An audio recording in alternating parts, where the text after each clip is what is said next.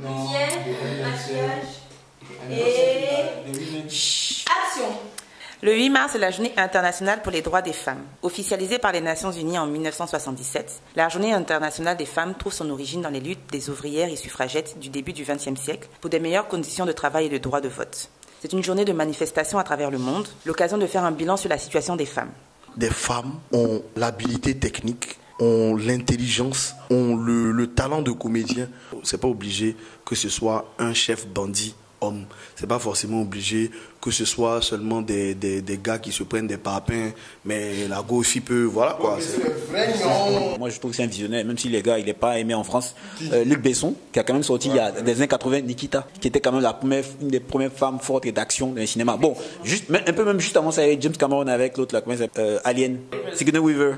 Après il y a eu l'autre là aussi, l'ex-femme de James Cameron, je crois c'est Linda Hamilton, qui était dans Terminator 2, en Sarah Connor, qui a carrément évolué de rôle, puisque dans le premier Terminator, elle était traquée, elle fuyait, tout ça, alors que dans le 2, elle attend maintenant, tiens, viens.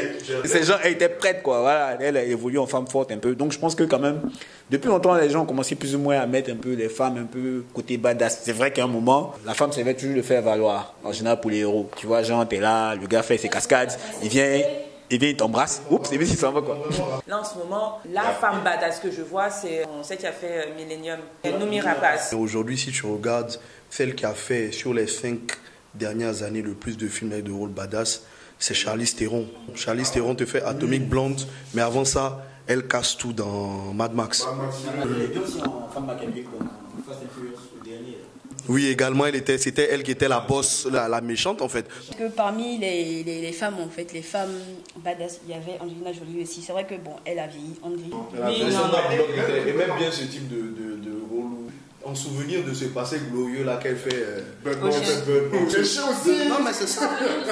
Oui, parce que Sandra Bullock, c'est quand même un Oscar, je veux dire. C'est Sandra Bullock, c'est une vieille mère. Voilà, un Oscar et tout, Gravity. Ah, c'est des films. Speed à l'époque, on se souvient. Sans un bruit. La boule est toute aussi magnifique. Emily Blunt est tout aussi magnifique. Un homme n'est pas au-dessus d'une femme quand il s'agit de jouer. Surtout dans le jeu. Si à ce niveau on voit vraiment que les femmes sont soit même limite au-dessus de certains hommes plus crédibles dans certains rôles, tout doit accompagner. Et la représentation, et le type de rôle qu'elles ont, et le jeton, tout doit accompagner quoi. Si je veux te parler de quelqu'un, c'est plutôt les réalisatrices. Donc il y a une qui vraiment qui me plaît beaucoup, c'est Catherine Bigelow, et qui est quand même l'ex-femme de James Cameron, je crois. Mais elle a quand même fait de beaux films parce que j'ai quand même aimé Des Mineurs. Bizarrement, elle tourne autour de beaucoup de films militaires. Zero Dark Thirty, Des Mineurs. Je pense que c'est plus des films en immersion. Peut-être c'est ça aussi, peut-être. Oui, c'est là qui a fait Détroit. Oui, c'est ça. Oui, c'est pas vraiment. Oui, comme il dit, c'est plus en immersion. Et j'ai vraiment aimé le point culminant où elle a quand même remporté l'Oscar devant son ex-compagnon. Oscar du meilleur film, je crois, devant Avatar. Le film, c'est 8 femmes. J'ai regardé quand j'étais petite. Et oui, de François Ozon. Et je m'en souviens pas total. Je me souviens pas de toute l'histoire, mais je sais que il y a un monsieur qui est mort. Et il y avait 8 femmes dans la maison, donc la servante, la femme, les filles, la sœur et tout. Et c'est une comédie musicale aussi. Il y a plus ou moins une enquête qui s'établit là pour trouver qui a tué le monsieur. Je crois qu'il y a juste un moment où on voit le monsieur. Vite fait, mais... tout le film, on voit que et c'est un huis clos. Et c'est un huis clos. Donc c'est dans la maison, dans une, deux pièces. Il y a 8 femmes. Oui, mais justement, c'était fait exprès. C'est du génie. The L World, c'est une série... C'est une série américaine qui traite du monde lesbien en Californie. On a une série où on a 99% de femmes, différentes personnalités, différents tempéraments, différents styles. On s'attache à presque tous les personnages et c'est magnifique. Les femmes du bus 234, c'est un film égyptien qui traitait du harcèlement sexuel en Égypte. Des femmes qui étaient victimes d'abus sexuels, d'harcèlement sexuel physique dans les transports en commun. Après une agression, a décidé de créer un petit collectif. Elles étaient 2-3. Et à chaque fois qu'elles montaient dans le bus, tous ces salopards et ces gars dégueulasses qui venaient les coller, machin, tout ça, on les blessait à la lame. Le film est violent de vérité, le film est poignant. C'est l'un des meilleurs films si ce n'est le meilleur, parce qu'il a fait que des films nuls, il faut le dire. Tyler Perry, il a fait un seul film qui était bien dans sa vie, Les couleurs du destin. L'histoire, en fait, c'est 8 femmes qui vivent 8 histoires qui vont se croiser à la fin. Et le film est beau visuellement parce que chaque femme a une couleur. Janet Jackson est en rouge, Whoopi Goldberg, qui est une prêtresse vaudou, est en blanc. C'est le film qui met en avant toutes les thématiques sur lesquelles aujourd'hui les femmes se battent.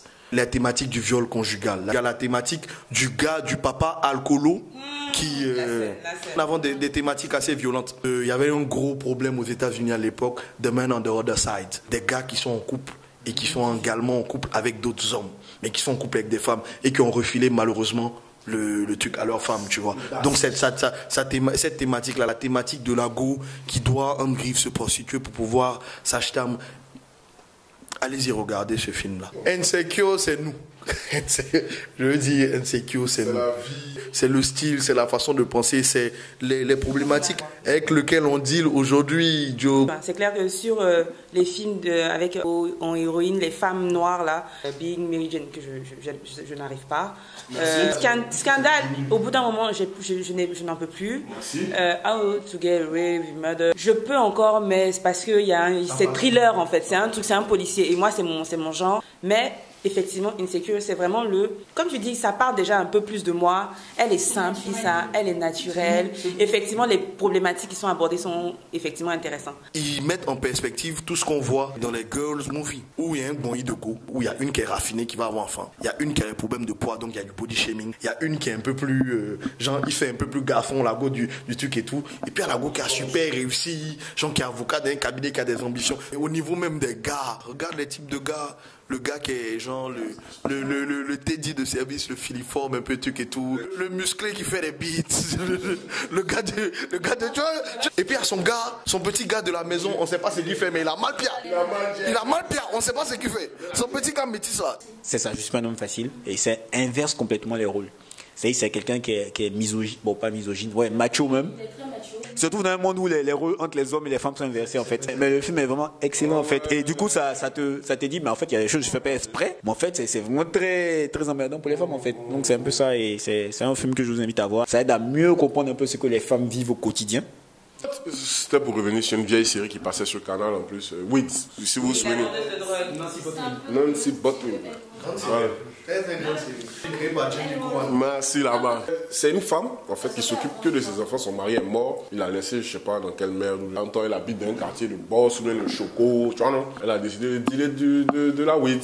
Et à partir de là, il n'y a que des pétards. En fait. Nurse Jackie. On a oublié ça. C'est lourd. Elle est infirmière en chef. Voilà, et puis elle a une addiction en fait. À la drogue. Elle a son mari, elle a ses enfants, et puis elle a son amant. La fameuse scène où elle se casse le doigt pour justifier qu'elle a perdu son alliance.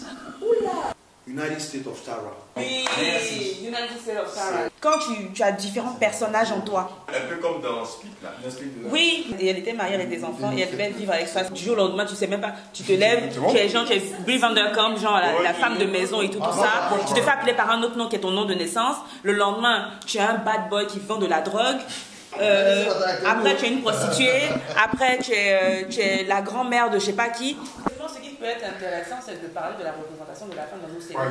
Des beaux qui vendent Jésus, c'est toujours en fait. Vendre Jésus, c'est non, pas forcément. C'est la femme qui se fait tromper ou qui trompe. Deux sœurs ennemies, deux sœurs qui se battent pour un homme. Une étudiante qui se bat. On l'a toujours comme ça. On la voit dans la série du gars. La fausse série ivoirienne. Campus. La joie d'avoir obtenu le bac se transforme en problème sur le campus. Campus, pas de place en classe. Prenez les amphis pour des retardataires. Au campus, on parle de nationalité, on devient cambodgien. Étudiante le jour, jetteuse de foulard la nuit. À un moment, tu attends le plan, ça fait quoi? Campus. Quand tu vas à l'étranger, tu dis quelle série ivoirienne, les gens te disent ma famille. Ma famille. Mais citez-moi un personnage féminin auquel toute petite fille peut s'identifier dans ma famille? Non, personne. Il y a toutes les go de ma famille. On ne peut pas s'identifier à elle.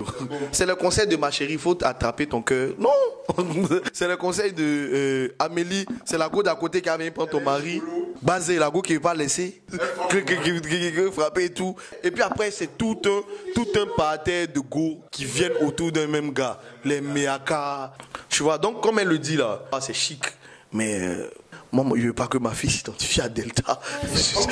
Il n'y a pas eu de série où on se dit bon, on va prendre une femme, genre héroïne, femme accomplie. Tu vois, en fait, c'est toujours des rôles de femmes trompées, des rôles de go qui vendent le gésier. Tu vois, on pense pas loin. Et c'est assez triste aussi, quoi, parce qu'il y a tellement en fait, de sujets à aborder.